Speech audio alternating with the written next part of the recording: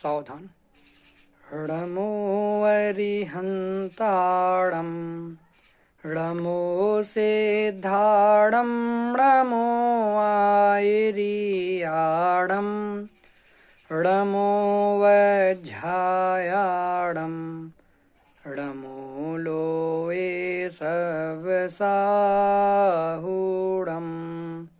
मंगलं भगवान् वीरो मंगलं गौतमो गणी मंगलं कुन्दकुन्दाद्यो जैनधर्मोऽस्तु मंगलम्। सर्वमङ्गलमाङ्गल्यं सर्वकल्याणकारकं प्रधानं सर्वधर्माणां जैनं जयतु शासनं जैनं जयतु शासनम्। उत्तम क्षमा मार्दव आर्जव भाव हैं सत्य शौच संयम तप त्याग उपाव हैं। आकिंचन ब्रह्मचर्य धर्म 10 सार हैं। चहुँ गति दुख ते काढ़ी मुक्ति करतार हैं। 10 लक्षण महापर्व बहुत ही अच्छे से चल रहे हैं। हम सभी अभी सारी रंग राग की चर्चा से दूर इस समय में धर्म की आराधना कर रहे हैं। 10 लक्षण महापर्व के 3 दिन व्यतीत हो चुके हैं। आज चौथा दिन जिसका नाम है उत्तम शौच, उस पे हमें चर्चा करनी है। विगत 3 दिनों में हम सभी उत्तम क्षमा, उत्तम मार्दव और उत्तम आर्जव धर्म पर अपनी चर्चा कर चुके हैं। प्रारंभ के उत्तम क्षमा, उत्तम मार्दव, उत्तम आर्जव और उत्तम शौच, ये 4 धर्म और इनके विपरीत 4 कसाएं, क्रोध, मान, माया और लोभ, ये 4 कसाएं। ये चारों कसाएं, इनके अभाव में ये चारों ही प्रकार के धर्म प्रकट होते हैं।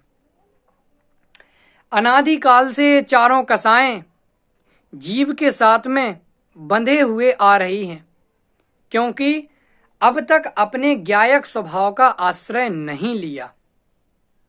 और ज्ञायक स्वभाव का आश्रय नहीं लिया, इस कारण से ये सारी की सारी कसाएं बंध रही हैं। और जिस दिन ज्ञायक स्वभाव का आश्रय लेंगे, ये सारी की सारी कसाएं टूट जाएंगी, नाश को प्राप्त हो जाएंगी। विगत 3 दिनों में हमने पर्व के ऊपर चर्चा की। पर्व कितने प्रकार के होते हैं, पर्व क्या होते हैं, उनका प्रयोजन क्या है। 10 लक्षण पर्व अनादि अनंत हैं या कभी समाप्त हो जाने वाले भी हैं, या 10 लक्षण महापर्व का आरंभ भी हुआ है। इन सभी बातों पर चर्चा की और उत्तम क्षमा, उत्तम मार्दव और उत्तम आर्जव पर भी चर्चा की। आज के दिन का नाम है उत्तम शौच धर्म। शौच का अर्थ होता है शुद्धि, पवित्रता, और इसके विपरीत कसाय का नाम है लोभ। उत्तम शौच धर्म प्रकट होगा तो लोभ कसाय का भी अभाव हो ही जाएगा। यानी हम जगत में जो लोभ करते रहते हैं उसको आगम में अपवित्र कहा गया है, पवित्र नहीं कहा गया। तो पवित्रता हमें कब प्रकट होगी? जब ये लोभ कसाय नाश को प्राप्त होगी। अब उत्तम शौच धर्म, उसके विपरीत लोभ कसाय। विगत 3 दिनों में हमने परिभाषाएं देखी, क्षमा की, मार्दव की, आर्जव की, लोभ कसाय की परिभाषा भी हम वैसे ही बना सकते हैं, आप सभी देख लेना। परिभाषा क्या बनेगी? उत्तम शौच स्वभावी आत्मा के आश्रय से आत्मा में जो लोभ कसाय के अभाव पूर्वक शांति स्वरूप पर्याय प्रकट होती है, उसे कहते हैं उत्तम शौच धर्म। उत्तम शौच धर्म उसे कहा जाता है। हमें दयानंद राय जी के छंदों के आधार से चर्चा करनी है। हम सबसे पहले उसके ही आधार से चर्चा करेंगे। इसके पहले हम थोड़ा सा लोभ के बारे में समझ लेते हैं। लोभ आखिरकार क्या है? देखो, लोक में परिग्रह की परिभाषा है अनाप शनाप रुपया पैसा जोड़ना, उसका नाम परिग्रह है। और परिग्रह के प्रति जो आसक्ति बुद्धि है, और मिल जाए और मिल जाए, वो लोभ की श्रेणी में आता है। बोलो साहब, दो लोग हैं, अगर दो महिलाएं हैं, एक महिला के पास में 5 साड़ी हैं, तो उसे भी लोभ है कि मेरे पास और होना चाहिए। और अगर किसी महिला के पास पूरे जीवन भर में 1 साड़ी है, तो उसे भी लोभ होता है कि मेरे पास में 2 होना चाहिए। ये कहलाता है लोभ सामान्य भाषा में। अभी हम लोभ की चर्चा को और विस्तृत खोलेंगे। लोभी व्यक्ति सदा दुखी रहता है, लोभी व्यक्ति सुखी नहीं होता। हम बिना किसी भूमिका के दयानंद राय जी के छंद को प्रारंभ करते हैं। उसमें ही हम लोभ की भी चर्चा करेंगे और शौच की भी चर्चा करेंगे। छंद पढ़ते हैं। धरि हृदय संतोष, करहु तपस्या देह सो, शौच सदा निर्दोष, धर्म बड़ो संसार में, उत्तम शौच सर्व जग जाना, लोभ पाप को बाप बखाना, आशा पास महा दुख दानी, सुख पावे संतोषी प्राणी, प्राणी सदा शुचिशील जप तप ज्ञान ध्यान प्रभाव ते, नित गंग जमुन समुद्र न्याहे, असुचि दोष स्वभाव ते, ऊपर अमल मल भर्यो भीतर, कौन विधि घट सुच कहे, बहुदेह मैली सुगुण थैली, शौच गुण साधु लहें। धरि हृदय संतोष, कहाँ से चर्चा प्रारंभ की? धरि हृदय संतोष। संतोष प्रथम में प्रथम जरूरी है। लोभी सदा दुखी और संतोषी सदा सुखी। धरि हृदय संतोष, हृदय में संतोष धारण करना चाहिए। संतोष माने संतुष्टि, धैर्य, उसका नाम होता है संतोष। साहब, हम संतोष कैसे धारण करेंगे? हमारे मन में इतने सारे विकार पैदा होते रहते हैं, बैठते हैं, कभी कुछ आता है कभी कुछ आता है ख्याल में। वो देखो सामने वाले 108 मालाएं फेर लेते हैं और हम बैठते हैं तो 9 बार नमोकार मंत्र भी नहीं पढ़ पाते। क्यों? जैसे ही नमोकार मंत्र पढ़ने के लिए बैठो, साधना करने के लिए बैठो, वैसे ही कोई ना कोई विकार प्राप्त हो जाता है, वैसे ही कोई ना कोई विकार मन में आ जाता है। हम शांत कैसे बैठें? बताइए आप, हम शांत कैसे बैठ जाएंगे? क्या इसका कोई समाधान है? हमें तो लगता ही है कि वो 108 बार कर लेते हैं, हम 9 ही बार नहीं पढ़ पाते, क्योंकि हमें तो खूब चित्त में विकल्प उठते रहते हैं। कभी कोई खोटे काम गलती से अगर हो गए तो उसका भी विकल्प मन में उठ जाता है। अगर घर की परिस्थिति खराब है तो उसका भी विकल्प उठ जाता है। हम धैर्य कैसे धारण करेंगे? आप हमें बताइए, हम धैर्य कैसे धारण करें? क्योंकि हमारे घर में तो इतनी अच्छी परिस्थिति नहीं है। क्यों? क्योंकि हमारे घर में इतने पैसे ही नहीं है। हम सुखी कैसे रहें? हम विकल्पों का समन कैसे करें? क्योंकि हमें तो निरंतर दिन रात ऐसे विकल्प उठते रहते हैं कि आखिर घर की स्थिति पटरी पर कैसे लाई जाए। हमें तो यही चिंता सताती रहती है। तो भाई साहब, चिंता सभी को होती है, ऐसा नहीं है कि उस 108 बार नमोकार मंत्र पढ़ने वाले को कोई विकल्प ना उठते हो, लेकिन क्या करें, अगर विकल्प आते हैं तो विकल्पों में ही अटक जाएं तो फिर आगे कब बढ़ेंगे। उन विकल्पों से पार भी तो होना पड़ेगा ना। अगर हम यही सोचते रहें कि भाई साहब हमें विकल्प पैदा होते हैं, तो विकल्पों से पार होने का समय कब आएगा। निर्विकल्प दशा तक पहुंचने के लिए भी पहले विकल्प तो होते ही हैं, भले ही वे शुभ विकल्प हों, वे विकल्प होते हैं, उसके बाद में उधर तक जाया जाता है। आप कहें साहब हाँ ठीक है, हम तो खूब ठीक है, हमें विकल्प आ रहा है, हम तो उन विकल्पों को अंजाम दे देंगे, वो विकल्प नहीं आएंगे, फलाना ढिकाना। अरे ऐसा नहीं करना। भूमिका अनुसार तो वो विकल्प होंगे ही, लेकिन वो विकल्प जाकर के एक समय छूट जाएंगे, ऐसा श्रद्धान करना। विकल्पों का काम आना है तो विकल्प तो आएंगे, लेकिन हमारा काम आत्मा की साधना करना है, आराधना करना है, तो हमें अपना कार्य करना है। हमें विकल्पों पर ध्यान नहीं देना है। विकल्पों का समन भूमिका अनुसार अपने आप होता हुआ चला जाएगा।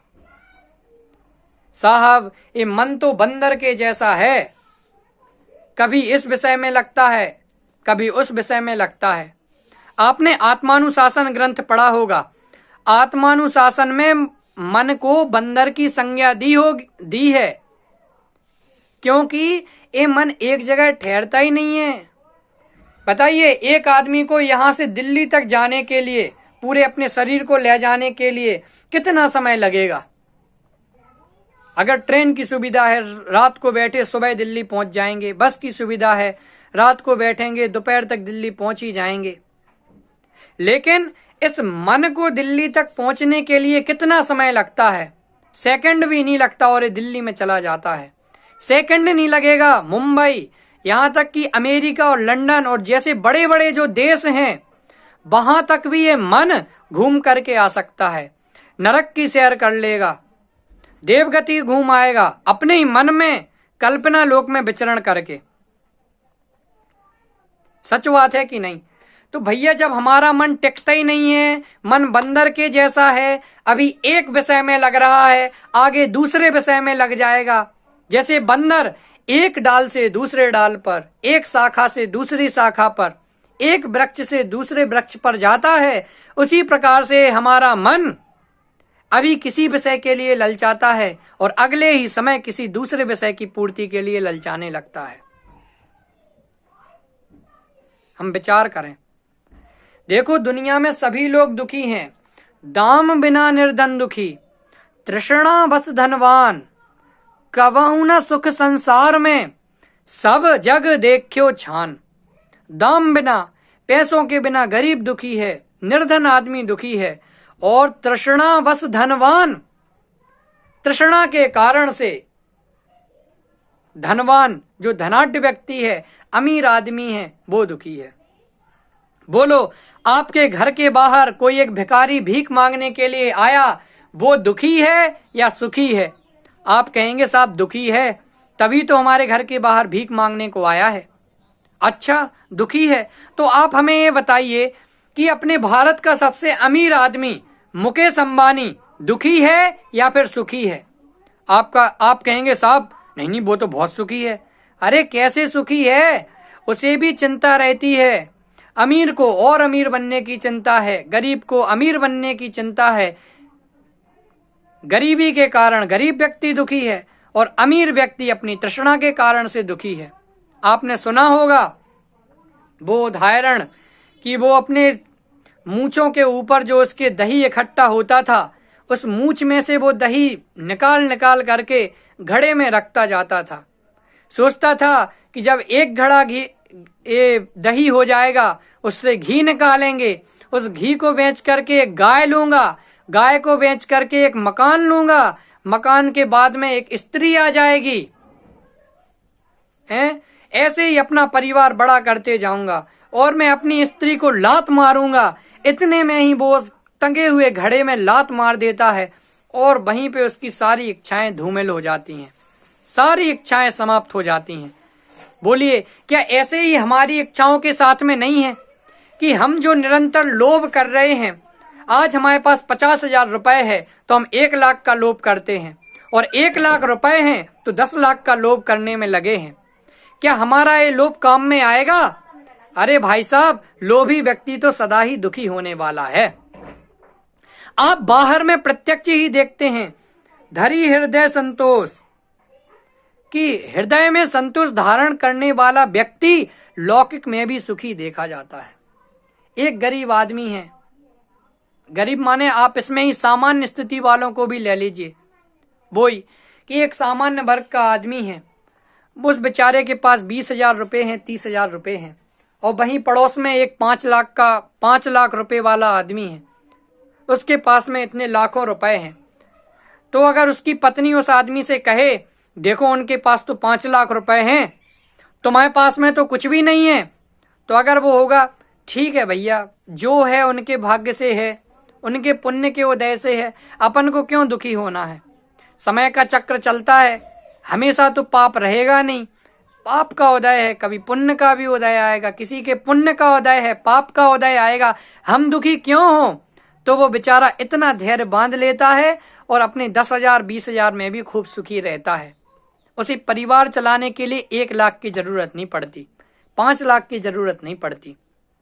और वहीं कई सामान्य स्थिति वाले ऐसे भी होते हैं कि जो अपने परिवार की स्थिति ऐसी देख करके डर जाते हैं और आत्महत्या का रास्ता अपना लेते हैं, आत्महत्या का साधन कर लेते हैं।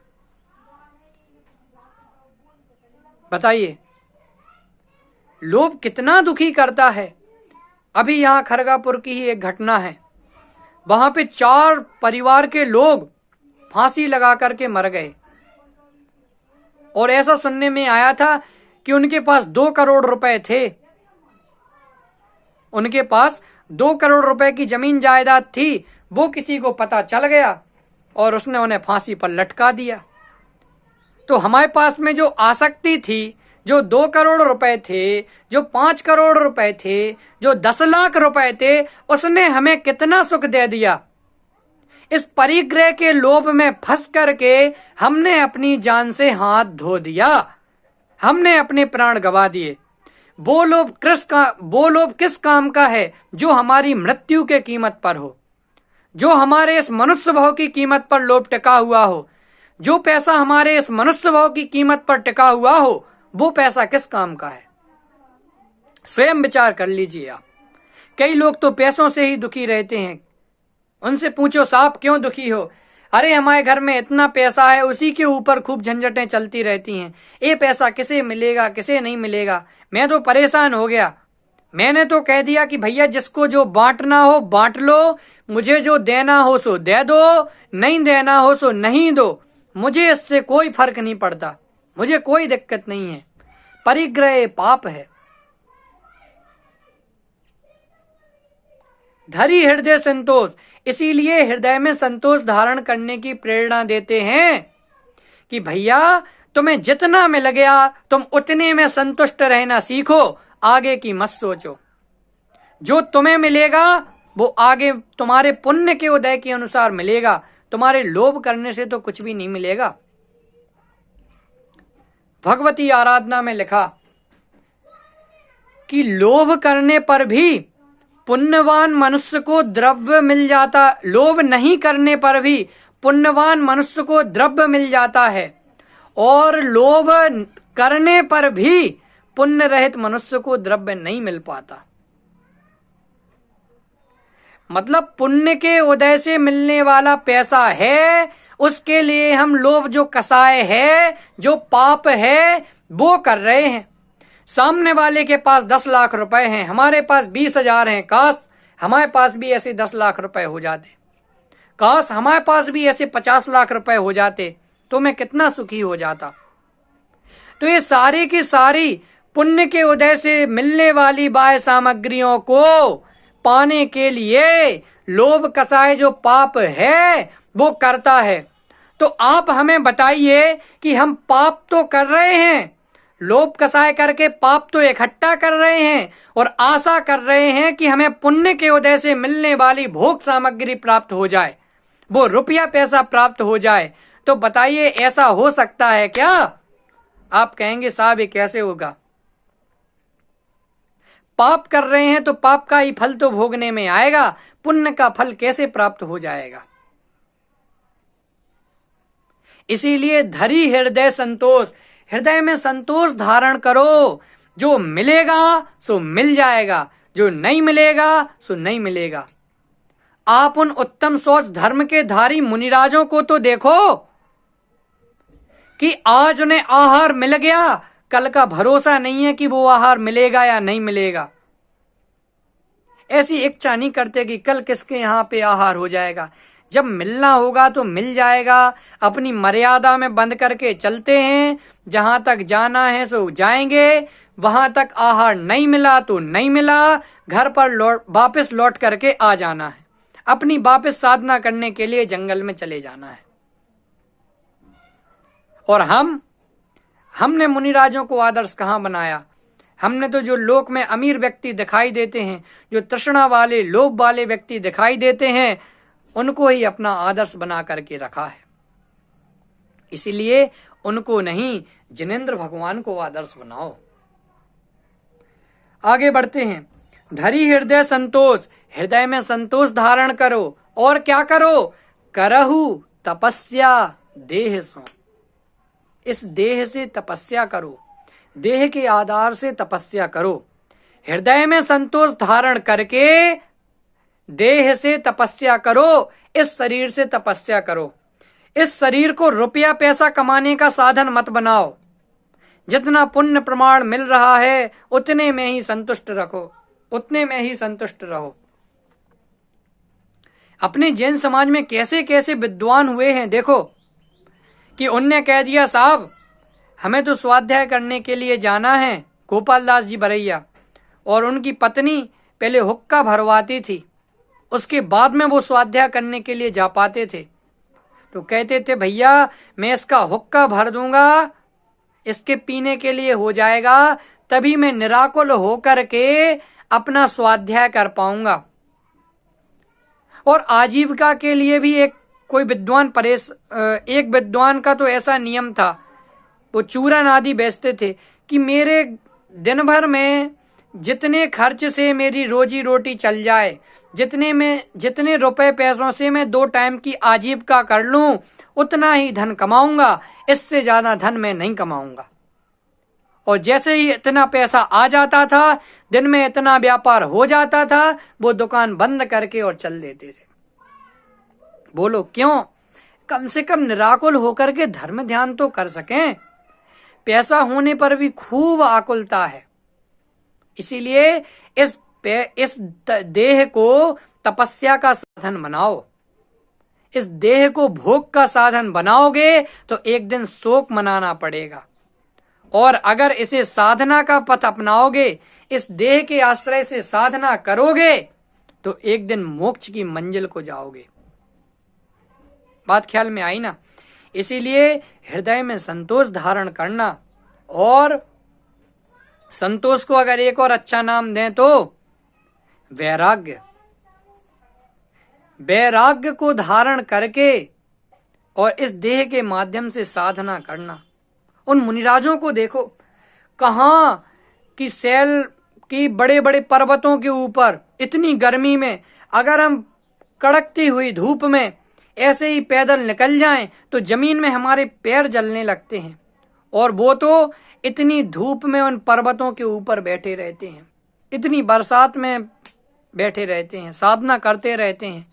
इतनी ठंड, किसी चीज की परवाह नहीं है।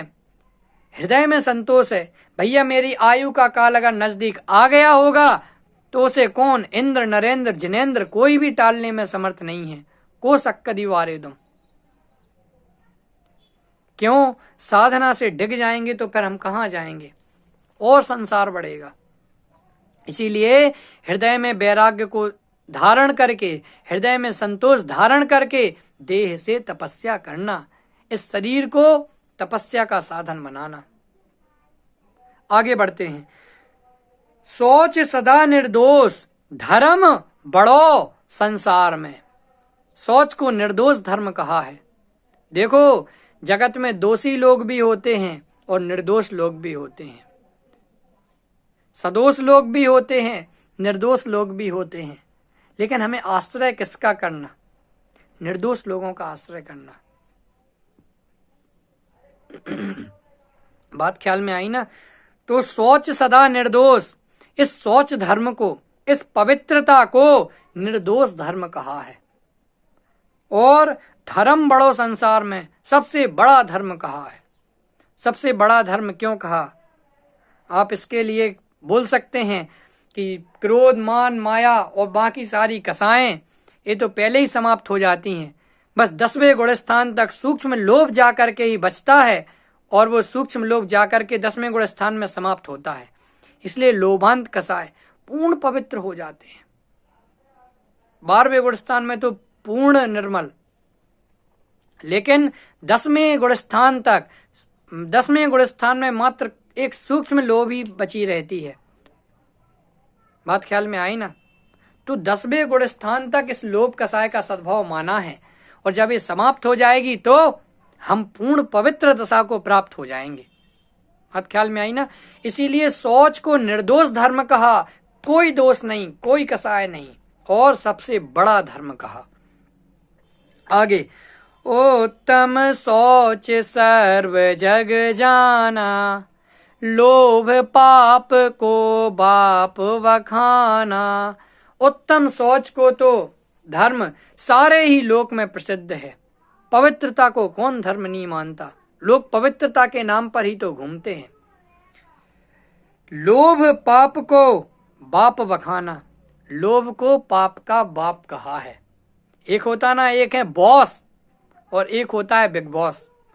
ऐसे लोभ तो है, और तो होंगे पाप पाप कहते रहेंगे, लेकिन लोभ है पाप का बाप। इसके आश्रय से बाकी सारे पाप हम खड़े कर देते हैं। बोलो, अगर हमें लोभ हो गया तो हम अपने पत्नी, भाई, बहन, माता, पिता किसी को भी नहीं गिनते। लोभी व्यक्ति किसी का सगा नहीं होता। लोभी व्यक्ति कभी किसी का सगा नहीं होता। क्यों? क्योंकि जब उसे लोभ आ जाता है तो क्या करेगा बताओ आप? टोडरमल जी ने लिखा है, जब इसके लोभ कसाय उत्पन्न होती है तो कैसे कैसे कार्य करता है। माता, पिता, भाई, बहन आदि किसी को नहीं गिनता, उसकी भी निर्दयता से हत्या कर डालता है। इसीलिए ये लोभ कसाय बहुत बुरी चीज है। आपको लोभ कसाय की घटनाएं अनेकों अखबारों में मिल जाएंगी। अखबारों में ऐसी घटनाएं आपको दिन प्रतिदिन भरी हुई मिलेंगी। इसीलिए लोभ को पाप का बाप कहा है। कितने ही प्रकार का लोभ होता है। हम केवल लोभ किस चीज को मानते हैं कि ये लोभ है? भैया, पैसे का लोभ। इस दुनिया में केवल लोभ की तुलना पैसे से की जाती है कि अगर पैसा है तो उसके ही कारण से व्यक्ति को लोभ होता है। धर्म के 10 लक्षण पुस्तक में डॉक्टर हुकुमचंद जी भारेल साहब ने स्पष्ट किया है कि दुनिया केवल रुपए पैसे के लोभ को ही लोभ मानती है। लेकिन आप हमें बताइए कि अगर रुपए पैसे का लोभ ही लोभ कहा जाए तो फिर जो बाकी 3 गतियों में, त्रियंच गति में, देव गति में, नरक गति में, वहां पे तो पैसा नहीं है। वहां पे तो 500 का नोट नहीं चलता, वहां पे 2000 का नोट नहीं चलता, वहां पे 10 के 20 के नोट नहीं चलते। तो वहां पे हम फिर लोभ कसाय कैसे मानेंगे? वहां के तो सारे के सारे लोभ, सारे देवतागण, सारे नारकी और सारे त्रियंच गति के जीव निर्लोभी सिद्ध हो जाएंगे। लेकिन आप हमें बताइए, देवगति में तो लोभ की ही मुख्यता कही गई है। देवगति के जीवों को तो लोभ ही होता है, और आपने केवल पैसे के आधार पे ही लोभ की सीमा कर दी। तो फिर हमें बताइए कि क्या होगा? फिर तो वहां के लोग ही निर्लोभी सिद्ध हो जाएंगे। लोक में क्या चलता है कि भैया, अगर किसी ने हमारे लिए कोई अच्छे से होटल में खाना खिला दिया, हम अपन जैनी तो होटल में नहीं खाते, लेकिन किसी ने बाहर वाले व्यक्ति को होटल में खाना खिला दिया, तो वो आपकी तुलना में भैया खूब निर्लोभी आदमी सिद्ध हो गया। एक आध मूवी दिखा दी, एक आध पिक्चर दिखा दी, तो वो हमारी दृष्टि में निर्लोभी हो गया। एक आध चाय पिला दी, भैया कितना निर्लोभी आदमी है। किसी ने किसी गरीब को 10 रुपए दे दिए और हमने कुछ नहीं दिए, साहब बहुत दयालु आदमी है, ऐसे ही थोड़ी ऐसे ऐसे रुपए दे देता है। कोई आपके पास में चंदा मांगने आ जाए तो वो आपसे आया था कि आप 500 रुपये उसे चंदा में दोगे और आपने उसे 1000 दे दिए, तो वो बाहर जाकर के कहेगा देखो साहब कितना निर्लोभी आदमी है, बिल्कुल भी हिचकिचाता नहीं है, पैसे दे देता है। मैं तो 500 की आशा से गया था, उसने तो बिना मांगे ही 1000 रुपये दे दिए। और आप किसी गरीब के घर में जाओ जिसकी 100 रुपए देने की गुंजाइश है, उसने अगर आपको 500 की जगह 100 रुपए दे दिए तो कितना कंजूस आदमी है। 500 रुपए भी उसके जी से नहीं छूटे, 500 रुपए ही उसने नहीं दिए। तो हमने केवल इस खिलाने पिलाने, इस रुपए पैसे के आधार पे ही लोभ की सीमा कर दी है, जबकि ये लोभ तो, ये रुपए पैसे तो एक कृत्रिम पैसे का एक विनिमय का एक साधन है। ये तो व्यवहार का ही एक साधन है रुपए पैसा। पुराने समय में तो रुपए पैसे नहीं चलते थे, कोई किसी के यहां पर अनाज दे करके अपने उपयोग की सामग्री लेकर के आ जाता था।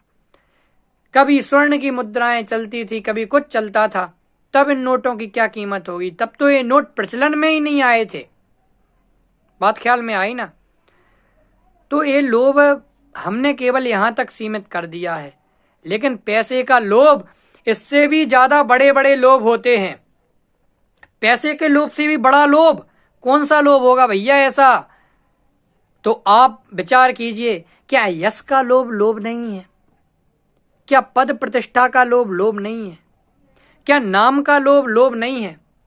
बड़े बड़े लोग आपके लिए पैसा बहाते हुए देखे जा सकते हैं। क्यों? क्योंकि उन्हें मंच चाहिए, माला चाहिए, माइक चाहिए, तीनों ही मकार चाहिए हैं, मंच, माला, माइक। इनके बिना वो आदमी इनको प्राप्त करने के लिए वो करोड़ों रुपए बहाने के लिए तैयार रहता है। क्यों साहब? मरने के पहले कोई नाम तो कर ही जाना चाहिए। अगर नाम नहीं किया तो फिर लोग हमको याद कैसे करेंगे? बात ख्याल में आई ना? जरा याद करो उनको जो शहीद हो गए हैं, उनको जो शहीद हो गए उनको याद करो। तो किनको आप याद करते हो बोलो? किसी की माँ का बेटा बना तो उसको वही अपना बेटा याद आता है, बाकी नहीं याद आते। तो सामूहिक रूप से कह देते हैं जो शहीद हो गए हैं उनको, कि जो शहीद हो गए उनको। लेकिन किनको याद रखा जाएगा? कितने समय तक लोग आपको याद रखेंगे?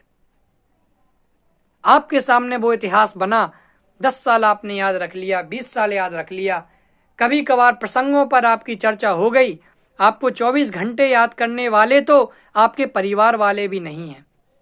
बात ख्याल में आई ना? तो हमने जो पैसों का लोभ बना करके रखा है, वो वास्तविकता में वो ही अकेला नहीं है, यश का भी लोभ होता है। कुछ लोग पैसा इसलिए भी दान में देते हैं क्योंकि उन्हें अगले जन्म की भी तैयारी करनी पड़ती है, अगले जन्म के लिए वो तैयार रहते हैं। बात समझ में आई ना? तो अगले जन्म की तैयारी कैसे? एक धर्म के 10 लक्षण में आदरणीय दादा ने एक घटना लिखी है कि बुंदेलखंड की एक बहुत पुरानी घटना है। क्या घटना है? कि एक सेठ जी और पंडित जी दोनों मित्र थे। एक बार सेठ जी पंडित जी के पास गए और पंडित जी से कहा कि पंडित जी साहब मुझे पंच कल्याणक कराना है। तो पंच कल्याणक ने कहा, तो फिर सेठ जी ने कहा अमीर आदमी है, देखें पहले कितना लोभी है। उन्होंने कहा ठीक है, आपको पंच कल्याणक कराना है ना, तो सबसे पहले 5000 रुपए लेकर के आइए। तो वो बिल्कुल ऐसे ही जाकर के बिना किसी मीन मेक के, बिना किसी बात के 5000 रुपए लेकर के आ गया। पुराने समय में सिक्के चलते थे, तो 1,000 रुपए की 5 थैलियां लेकर के वो आ गए। सेठ जी ने कहा लीजिए, अब पंच कल्याणक कराने के लिए क्या करना है? सेठ जी ने, तो पंडित जी ने 5 मजदूर बुलवाए, सबके हाथ में 1-1 पैसे की थैली दे दी और कहा चलो बेतवा नदी के किनारे। जैसे ही नदी के किनारे पहुंचे तो पंडित जी ने सेठ जी से कहा कि इन पैसों को आप इस नदी में बहा दीजिए। तब भी सेठ जी बिल्कुल भी नहीं हिचकिचाए और उन्होंने वो पैसे, उसकी बोरी की गांठ खोल करके वो पैसे नदी में बहाने के लिए जैसे ही तैयार हुए कि पंडित जी ने रोक दिया कि रुक जाओ सेठ जी। उन्होंने कहा क्यों? अब आप पंच कल्याणक करा सकते हैं, मैंने देख लिया कि आप में कोई लोभ नहीं है। फिर पंच कल्याणक बड़े ही धूमधाम से हो गया। उसके बाद में सेठ जी ने कहा अब कहिए आप लोभी। तो पंडित जी ने कहा लोभी लोभी महालोभी। तो सेठ जी ने हंसते हुए पूछा महालोभी क्यों? अरे क्योंकि आपने जो ये पैसे दिए हैं ना, आप उनको भोग नहीं पा रहे थे, तो आपने पंच कल्याणक में दे दिए और आपको अगले भाव का लोभ था कि अगले जन्म में जाकर के हमें इतनी संपत्ति मिल जाएगी, तो आपने ये पैसे उसके लिए दिए। मतलब आपने इस भाव की कमाई का उपयोग पर भाव में कमाई बढ़ाने के लिए कर लिया, इसलिए मैं आपको महालोभी कह रहा हूं। कुछ लोग जो धर्म के नाम पर पैसे दान में देते हैं, वो कहते हैं भैया सत्कार्य कर लो, क्योंकि धर्म में कुछ देंगे तो एक तो अपना नाम हो जाएगा और अगले भाव का अपना काम हो जाएगा। कितने लोग मुस्कुराते हैं कि अगर सम्मित शिखर की सीढ़ियों पर अगर अपना नाम लिख जाए तो फलानी बाई और फलाने उसके पति कितने खुश होंगे जब वो जाएंगे ना। मैं, अरे भैया देखो ये मेरा नाम है, अगर 10 लोगों के साथ में देखो ये तो मेरा ही नाम है, ये मेरे दादाजी का नाम है, ये पिताजी का नाम है, ये फलाने का नाम है, ये मेरे रिश्तेदार लगते हैं उनका नाम है, अरे उनके माध्यम से ये सीढ़ी का निर्माण हुआ है, कितने खुश होते हैं। लोग कहते हैं ना छोटी छोटी सी बातों में खुशी ढूंढ लेते हैं, इतनी सी बात में खुश हो जाते हैं। क्यों? हमने वो किस लिए दिया था दान में कि सीढ़ियों पर हमारा नाम लिख जाए, इसके लिए। भैया पैसे बड़े बड़े लोगों को घर बार छोड़ करके पद प्रतिष्ठा के नाम पर लड़ते हुए देखा जाता है। इस पद का हकदार तो मैं था, ये पद इनको कैसे मिल गया, ये पद तो मुझे मिलना चाहिए था, ऐसी ऐसी बातें करते हुए देखे जाते हैं। और भैया एक सीट हो और 5 लोग उसके लिए लड़ने वाले हों, तो सामने वाले व्यक्ति कितना बड़ा चढ़ा करके अपना प्रदर्शन करते हैं कि इस पद का हकदार तो केवल मैं ही हूं, मेरे अलावा इस पद का हकदार और कोई नहीं है। इसीलिए उन्होंने कहा लोभ पाप को बाप बखाना, लोभ को पाप का बाप कहा है। बोलिए 5 इंद्रिय के लोभियों की आपने चर्चा सुनी होगी। स्पर्शन इंद्रिय के लोभी वो हाथी हथिनी के लोभ में काम संबंधी इच्छा करके स्पर्शन इंद्रिय के आधार से उसके पीछे भागता है। ये नहीं देखता कि शिकारी लोगों ने जाल फैलाया होगा और वो जा करके उस गड्ढे में फंस जाता है। स्पर्शन इंद्रिय के लोभ में अपनी जान तक गवा देता है। ऐसे ही रसना इंद्रिय के लोभ में वो मच्छ बंसी में फंसे मांस के पीछे भागता है और वो कांटे में पकड़ लिया जाता है, शिकारी उसे पकड़ लेते हैं। ऐसे ही घ्राण इंद्रिय का स्पर्शन, रसना, घ्राण, चक्षु, कर्ण, 5 ही इंद्रियों के लोभी इस संसार में दुखी हैं। और ये तो एक एक विषय के हैं, लेकिन हम तो 5 ही इंद्रियों के विषयों के लोभी बन रहे हैं। तो आप सोचिए कि हमारी दुर्दशा क्या होगी। कोई अगर एक इंद्रिय का लोभी हो, कोई स्पर्शन का लोभी है, कोई रसना का है, जब ऐसे ऐसे प्राणी भी दुखी हैं, अपनी जान से हाथ धो बैठते हैं, तो हम कौन हैं? बोलो आप। हमें तो 5 ही इंद्रियों का लोभ पड़ा हुआ है। बात ख्याल में आई ना। इसीलिए ये 5 इंद्रियों का लोभ बहुत दुखदायक है। इसीलिए लोभ को पाप का बाप कहा है। आचार्य अकलंक देव ने 4 प्रकार के लोभ की चर्चा की ना, उसमें पैसे का लोभ कहाँ है? एक जीवन का लोभ है, आरोग्य का लोभ है, इस प्रकार से 4 प्रकार के लोभ बताए। इंद्रियों का लोभ और उपभोग का लोभ। किसी को जीवन का लोभ है, साहब हम मर नहीं जाएं। किसी को देखा कि कोई बच्चा पैदा होते ही मर गया और पीछे कोई 10 साल जी करके मर जाता है, कोई 60 साल जी करके मर जाता है। हमें क्या लगता है, भैया कहीं मर ना जाए, एक पीढ़ी देख लें, चलो भैया वो देख ली, एक और देख लें, 2 पीढ़ी देख ली, चलो भैया एक और पीढ़ी देख लें, 3 पीढ़ी, भैया 90 के हो गए, अब तो मरने का नाम लो, अब तो श्रद्धा रखो कि अब तो मरना ही है। नहीं भैया 5 साल और जी ले। शरीर अगर साथ भी ना दे तो भी हमें कई लोगों को जीने की इच्छा लगी रहती है कि हमें जगत के पदार्थ देखना है, उसकी इच्छा लगी रहती है। तो भैया ये लोभ पाप का बाप है। अगर लोभ है, देखो तत्व चिंतन नामक पुस्तक में लिखा है, परिग्रह है पाप सारा, जगत जाने बात यह। हम परिग्रह के प्रति, परिग्रह पाप है, ये सारा लोग जानता है, सारा लोग जानता है, लेकिन फिर भी हम परिग्रह में ही मस्त हैं। हम मस्त रहते हैं एकदम, कोई टेंशन नहीं, आगे की कभी सुध ही नहीं लेते। बात समझ में आई ना? इसलिए लोभ को पाप का बाप कहा है। इस लोभ से राग नहीं करना चाहिए। आगे बढ़ते हैं। आशा पास महादुखदानी, सुख पावे संतोषी प्राणी। आशा पास, आशाओं का नाग बहुत दुख को देने वाला है।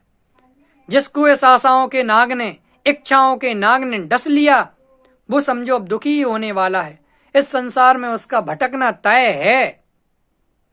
जैसे टोडरमल जी ने लिखा ना कि सप्पो एक्कम मरणम, कुगुरु उपदेश सिद्धांत रत्नमाला का उदाहरण दिया ना, सप्पो एक्कम मरणम कुगुरु अनंताई देह मरणायम तोवर सप्पम गह्यम मावर कुगुरु सेवड़म भद्दम।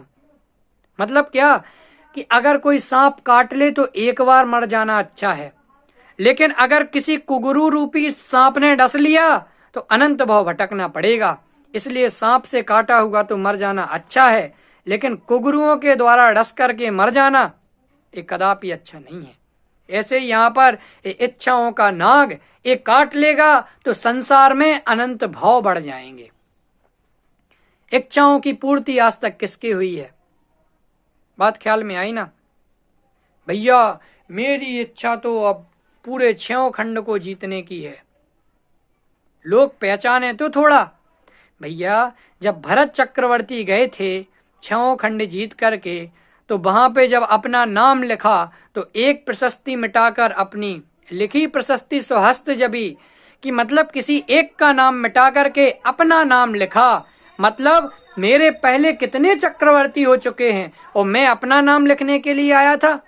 भविष्य में कोई एक और चक्रवर्ती आएगा, वो भी ये नाम मिटाएगा और वो मेरा नाम मिटा करके अपना नाम लिखेगा। इसीलिए आशा पास महादुखदानी, सारे लोग इच्छाओं के कारण दुखी है।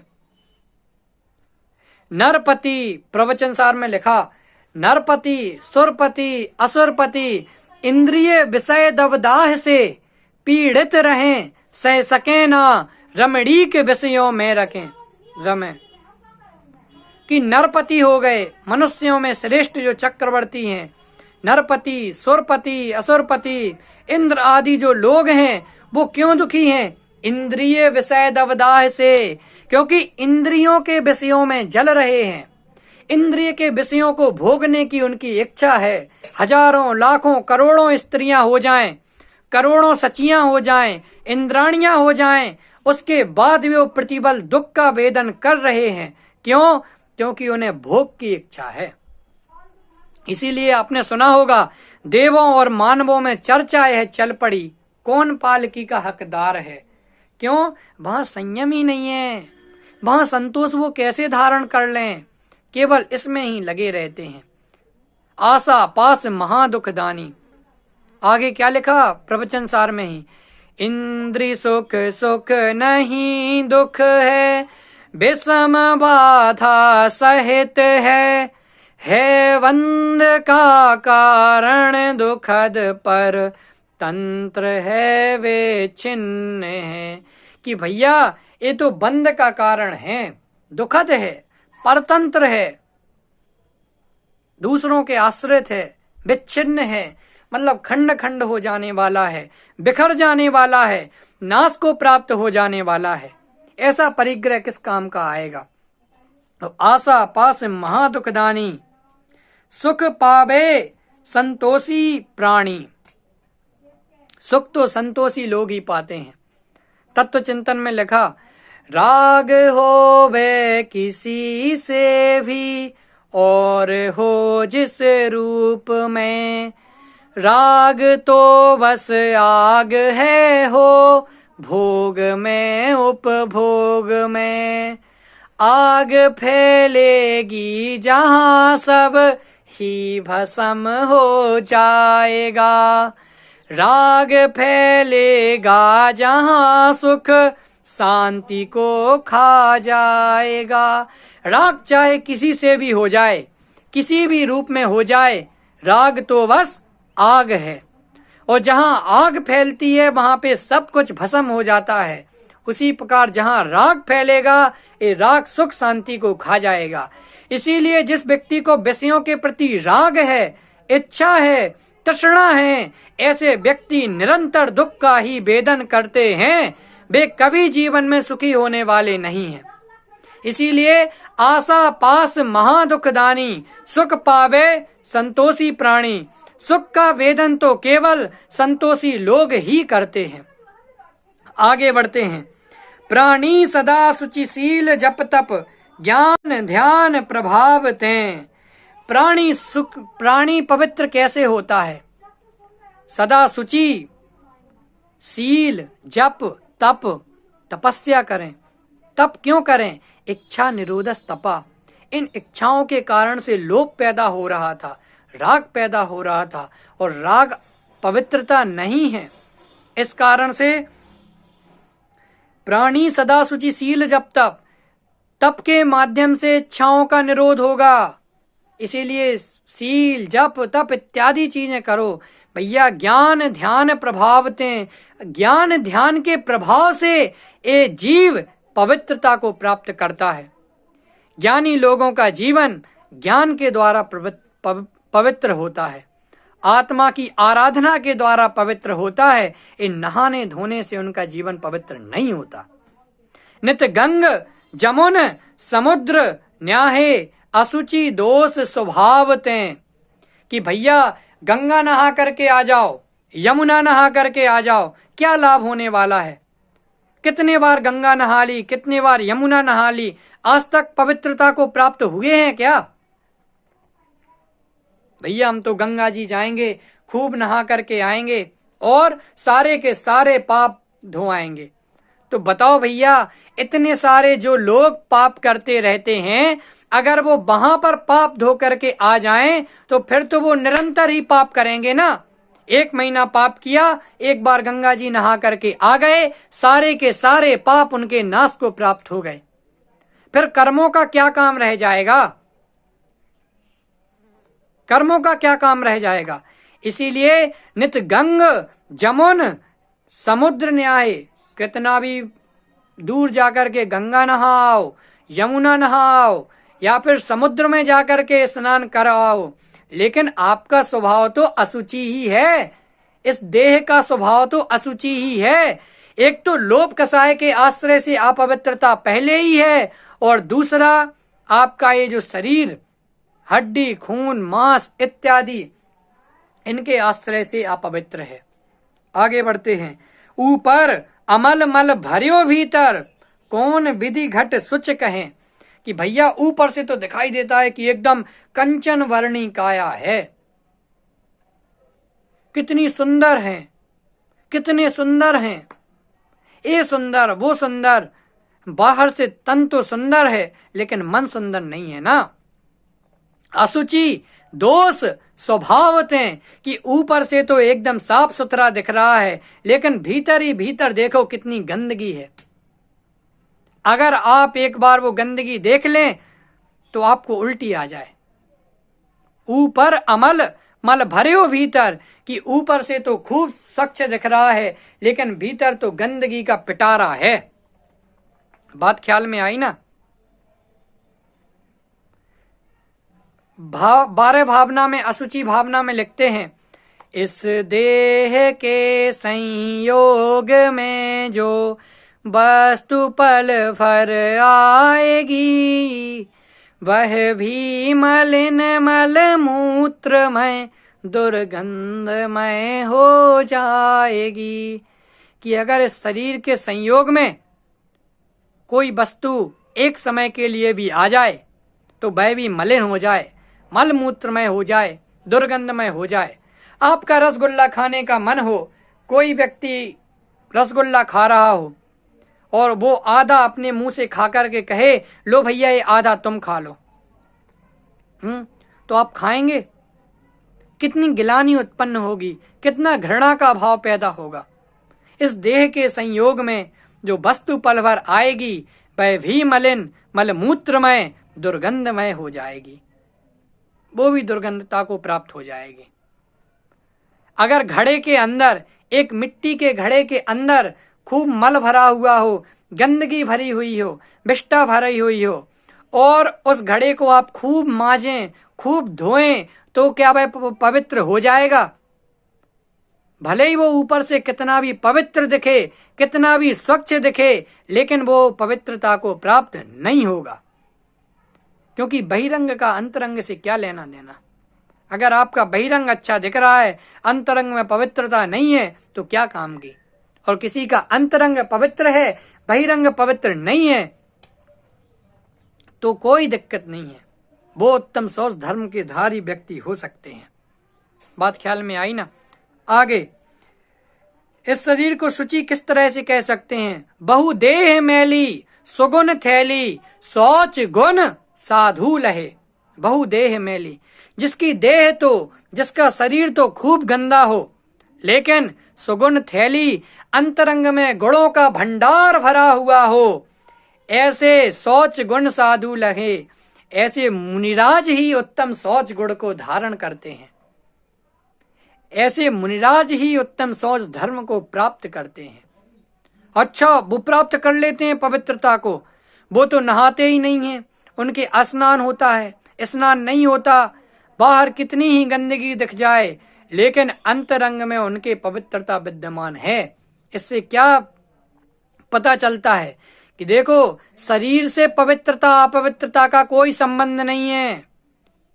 फिर अपवित्र क्या है? देखो, यदि हड्डी अपवित्र है तो वह तेरी नाही, यदि खून भी असुचि है वह पुद्गल परिछाई। तेरी सुचिता ज्ञान है और असुचिता राग, राग आग को त्याग कर निज को निज में पाग। कि देखो, हड्डी अपवित्र है, उससे कोई मतलब नहीं है, खून असुचि है, उससे कोई दिक्कत नहीं है। क्यों? क्योंकि तेरी सुचिता ज्ञान है और असुचिता अज्ञान, राग मोह द्वेष इत्यादि चीजें हैं। बात ख्याल में आई ना? इसीलिए राग अपवित्रता वाला है। केवल ज्ञान शरीर के रहते हुए हो सकता है, लेकिन अगर राग रह जाए तो केवल ज्ञान नहीं हो सकता। मतलब अपवित्रता का संबंध कोई बाहर में शरीर से नहीं है। हालांकि जो व्यवहार आवश्यक हैं वो व्यवहार होते ही हैं और होना ही चाहिए, उन व्यवहारों का मैं निषेध नहीं करता, लेकिन केवल ज्ञान होने पर जो सर्वज्ञ होते हैं उसके पहले वीतरागी हुआ जाता है, वीत शरीर नहीं हुआ जाता, शरीर का नाश नहीं हो जाता। बात ख्याल में आई ना? इससे क्या सिद्ध होता है? शरीर के रहते तो केवल ज्ञान हो सकता है, लेकिन राग के रहते केवल ज्ञान कभी और किसी को नहीं हो सकता, किसी क्षेत्र में नहीं होगा, किसी काल में नहीं होगा।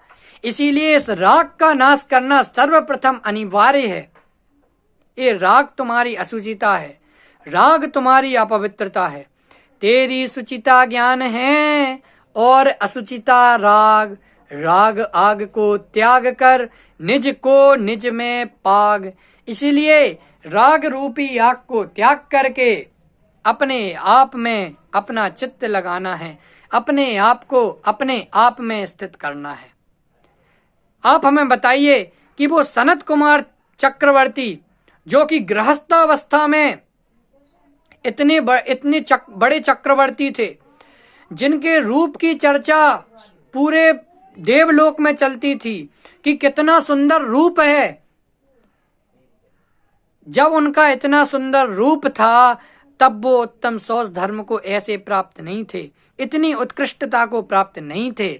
जब उन्होंने मुनि दीक्षा धारण कर ली और मुनि दीक्षा धारण करने के बाद उनके शरीर में कोढ़ हो गया, वो भी कितने वर्षों तक? 700 वर्षों तक। कोढ़ में क्या होता है? शरीर से खून पीप बहने लगती है, शरीर से दुर्गंध आने लगती है, कोई उनके पास में भी नहीं आता। बात ख्याल में आई ना? तो देखो आप, 700 वर्ष तक कोढ़ रहा। अगर हमें ऐसी बीमारी हो जाए तो हम तो मरना पसंद करेंगे, भगवान को तुरंत बुलावा देंगे, भगवान कल ही मर रहे थे तो आज मर जाएं। लेकिन वो 700 वर्ष तक कोढ़ी रहे और उसके बावजूद भी उनके इतना उत्कृष्ट कोटि का शौच धर्म था। बात समझ में आई ना? बादीराज मुनिराज को शरीर में कोढ़ हो गया था, लेकिन वो उत्तम शौच धर्म के धारी थे। बात समझ में आई ना? इसीलिए हमें शौच धर्म को समझना चाहिए कि शौच धर्म क्या है, शौच धर्म क्या है। इसीलिए शरीर की अपवित्रता से शौच धर्म का कोई लेना देना नहीं है, बल्कि जो हमें राग द्वेष आदि विकारी भाव दिखाई देते हैं उनका दूर होना अत्यंत आवश्यक है। बात समझ में आई ना?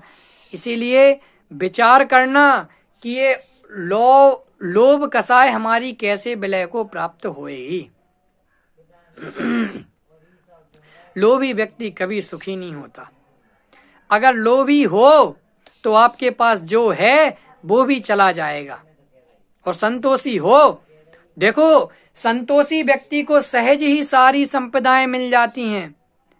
कितने बड़े बड़े लोगों के पास में धन होता है और जगत के बड़े बड़े पद, चक्रवर्ती का पद, तीर्थंकर का पद सम्यक दृष्टि लोगों के पास ही मिलता है। सम्यक दृष्टि जीव जिनके उत्तम शौच धर्म प्रकट हो गया है, ऐसे जीवों को ही प्राप्त होता है। उनके कोई आकांक्षा नहीं रह जाती कि मैं ये करूं, मैं वो करूं। ऐसे लोगों को उत्तम शौच धर्म प्रकट होता है। बात समझ में आई ना? चक्रवर्ती इतने बड़े बड़े हो गए, लेकिन उन्हें कोई आसक्ति बुद्धि नहीं है। जो हो रहा है सहज भाव से हो रहा है, उन्हें नहीं चाहिए कोई विभूतियां। बिन मांगे उन्हें सब मिल गया, और हमें मांग मांग करके भी कुछ नहीं मिल रहा है, क्योंकि मांगना तो पाप है और हम मांग करके पाप जुटा रहे हैं। लोभ के कारण से भगवान के पास में जा रहे कि भगवान ऐसा करा दो और वैसा करा दो, लेकिन वो कैसे कराएं? वो खुद छोड़ करके उत्तम शौच धर्म के धारी बने और तुम्हें वो यही सारी की सारी चीजें दिला लें, ऐसा संभव नहीं है। इसीलिए विचार करना कि अगर हमें अपने जीवन में उत्तम शौच धर्म को धारण करना है तो आकांक्षा करनी है कि निकांच भाव से करना है। चक्रवर्ती की संपदा इंद्र सरीखे भोग, काग वीट सम गिनत हैं सम्यक दृष्टि लोग। कि चक्रवर्ती की संपदा को सम्यक दृष्टि लोग तो कौवे की बीट के समान गिनते हैं। मतलब जिस प्रकार से गंदगी का कोई मोल नहीं होता, उसी प्रकार से ज्ञानियों के जीवन में संपदा का कोई मोल नहीं है। संपदा से उन्हें कोई प्रयोजन नहीं है। इसीलिए तुम तो निकांच भाव से होकर के अपनी आराधना, पूजन पाठ इत्यादि करो। डेली पूजन पाठ इत्यादि करने जाओ, भगवान की आराधना करो, और भगवान की आराधना के साथ में अपनी आराधना करो। भगवान को द्रव्य गुण पर्याय से जानने का प्रयास करो। जो जानदि अरहंतम दवत्त गुणत्त पज्यतेहिम सो जानदि अपाड़म मोहो खलु जादि तत्सलयम। कि जो अरहंत भगवान को द्रव्य रूप से, गुण रूप से और पर्याय रूप से जानता है, उसका मोह शीघ्रता से विलय को प्राप्त हो जाता है।